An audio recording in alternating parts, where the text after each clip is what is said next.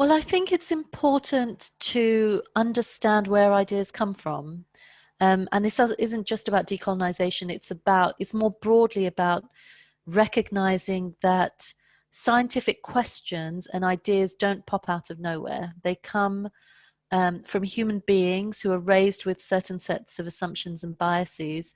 And if we know where an idea comes from, and this is something I've been calling for since my books came out, is what I would love is that every time you learn a scientific, medical, or engineering concept, that you know where it was developed, how it was developed, why it was developed, all those questions.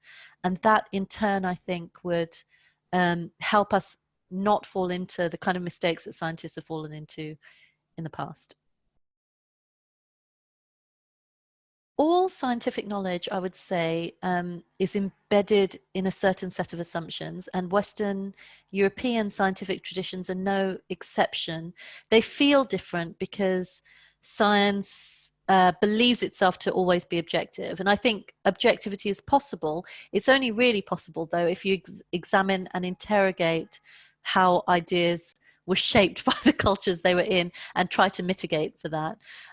So at the birth of modern Western science, there were a certain set of cultural assumptions in Europe that came to underpin, for example, the science of human difference.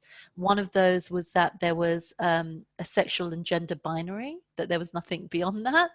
Another one was that that the human race or human species could be divided into discrete groups.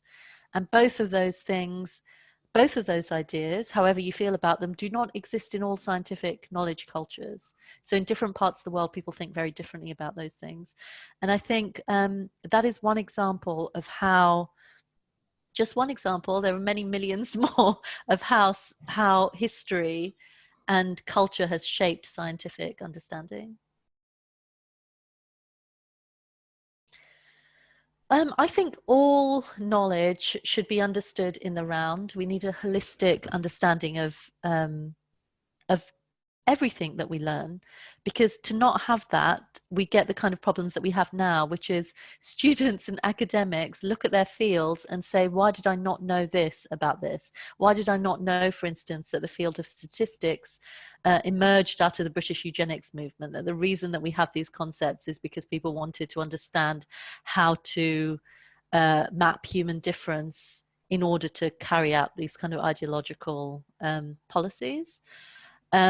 If we don't have that broader holistic understanding, even within fields, STEM fields like mathematics and statistics, which feel so removed from politics, that feel that they're completely unconnected to culture and to society, that, you know, they sit apart. Even they do not sit apart. Everything has its roots in something real in the world.